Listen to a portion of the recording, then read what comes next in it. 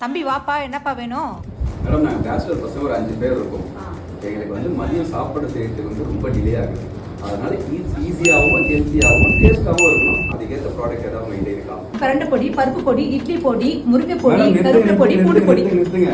நான் வந்து சாப்பாட்டுக்கு ஈஸியாக பெசஞ்சு சாப்பிடாம ஏதோ ஒரு சிம்பிளா கேட்டேன். நீங்க என்ன பொடி பொடி பொடி லைனா போயிட்டே இருக்கீங்களே, இதை வச்சு நான் என்ன பண்றது? ஒன்றும் பண்ண வேண்டாம். சூடா சாப்பாடு வடிங்க. அதுல இந்த பொடி போட்டு ஒரே ஒரு ஸ்பூன் நல்லெண்ணெய் ஊற்றி மிக்ஸ் பண்ணி சாப்பிடுங்க. சூப்பரா இருக்கும். அவ்வளவுதான். இது மட்டும் இல்ல, நம்ம கிட்ட தொக்கு வகையும் இருக்கு. நான் அதையும் காமிக்கிறேன். இஞ்சி தொக்கு, பூண்டு தொக்கு, பிரண்டை தொக்கு, கருவேப்பிலை தொக்கு, புளியோதரை மிக்ஸ், தக்காளி தொக்கு. மேடம், அங்க வந்து பொடி பொடின்னு காமிச்சிட்டு வந்தீங்க, இங்க தொக்கு தொக்குன்னு காமிச்சிட்டு வரீங்க. இதை நான் எப்படி சாப்பிடுறது? அதே மாதிரி சாப்பாடுல பொடி போட்டு எண்ணெய் ஊற்றி அப்படிதான் நான் சாப்பிடணுமா? அதோட இது ரொம்ப சிம்பிள். நீங்க சூடான சாப்பாடு வச்சு அப்படியே மிக்ஸ் பண்ணா போதும். அவ்வளவுதான், சுவையா டேஸ்டா சாப்பிடணும். இனிமேல் நமக்கு சாப்பாடு டென்ஷனு இல்லை.